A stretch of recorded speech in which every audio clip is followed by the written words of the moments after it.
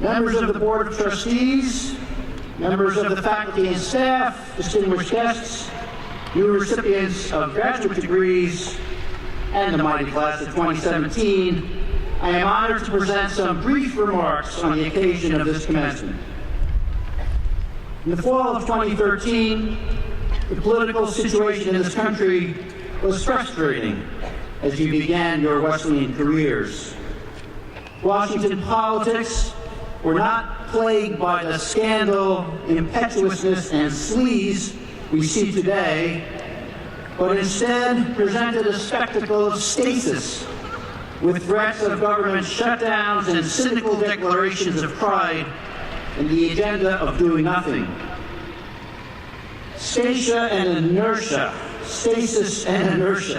these are surely the enemies of liberal education. I trust you have found at Wesleyan opportunities for journey and discovery, even if it hasn't always been clear where you were headed. I hope that over the course of your time here, you have felt empowered. Your capacity to make a positive contribution to the world around you has increased. This is in line with the oft-quoted statement of the founding president of our university, Wilbur Fisk: your education should be for your own good as individuals and for the good of the world. This notion of the good of the world is, I think, what many students at Wesleyan mean when they call for social justice. Over the last 4 years, this call has reverberated around campus in demands to eliminate institutional racism and in calls to eradicate the persistent poison of sexual violence.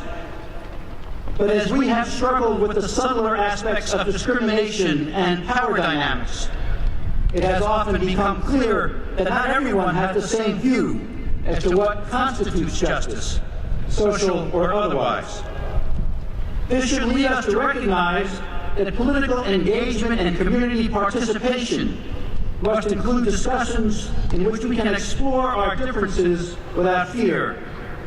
A university is the place to have one's ideas and one's ways of thinking tested, not just protected.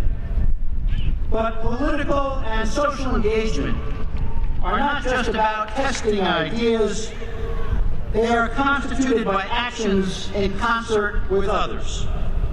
The student culture you have created here at Wesleyan has fostered responsible and generous contributions to making the world around us more equitable and less oppressive. The plight of refugees has been one of the defining issues of our time, and a number of you gave your time and labor to ease their suffering, helping those in camps in the Middle East and smoothing the way for refugee families settling here in the United States. Many of you have worked in the community, tutoring at Traverse Square or the McDonough Elementary School, reaching out to the incarcerated through the Center for Prison Education, seeking to improve health care and food security for Middletown's most vulnerable. Your efforts inspire others to do more to create opportunity and reduce suffering.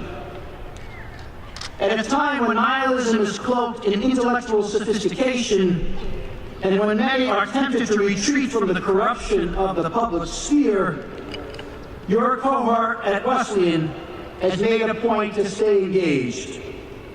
You retreat by working with environmental groups, from Long Lane Farm to international organizations combating climate change. You retreat by standing together to end mass incarceration, or by building solidarity with those marginalized by the dominant culture. You retreat by standing by your principles and standing with those desperate for allies. At Wesleyan, your commitment to see those around you fulfill their potential has been inspiration. This commitment can be found all around the campus, in concert halls and science labs, on stages, or on playing fields.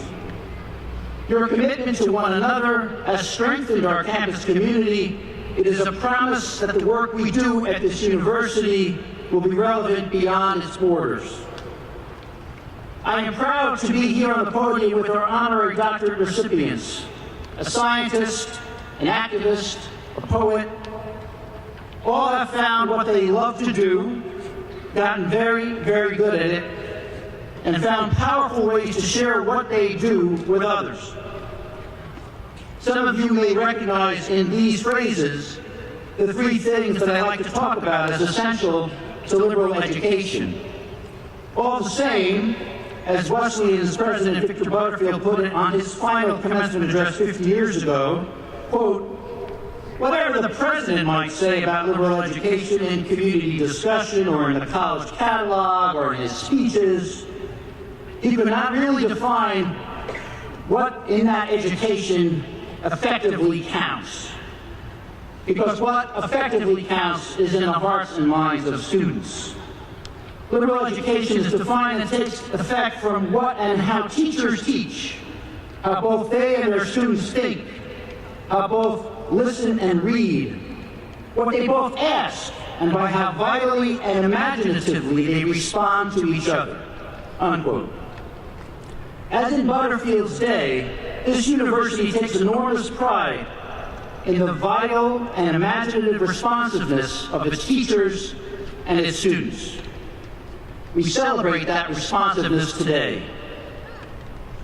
Generations of Wesleyan alumni have benefited from this responsiveness. As I say each year, we Wesleyans have used our education to mold the course of culture ourselves, lest the future be shaped by those for whom justice and change, generosity and equality, diversity and tolerance are much too threatening. Now, we alumni are counting on you, new graduates, to join us in helping to shape that culture so that it will not be shaped by the forces of violence, conformity, and elitism.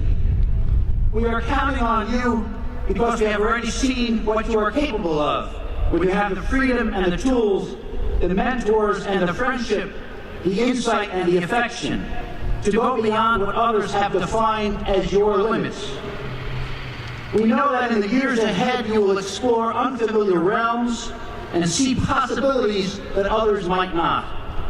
We know that you will find new ways to make connections across cultural borders, new ways to build community, to join personal authenticity with compassionate solidarity. When this happens, you will feel the power and promise of your education, and we, your Wesleyan family, we will be proud of how you keep your education alive by making it effective in the world. It's been nearly 4 years since we all unloaded cars together at the base of Floss Hill. 4 years since your family members shed or perhaps hid a tear as they left you here on your own. To me, it seems like a very short time ago. Now it's you who are leaving us.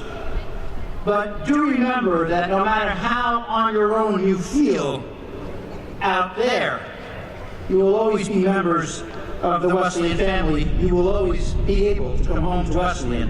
Wherever your exciting pursuits take you, please come home to Alma Mater often to share your news, your memories, and your dreams. Thank you and good luck.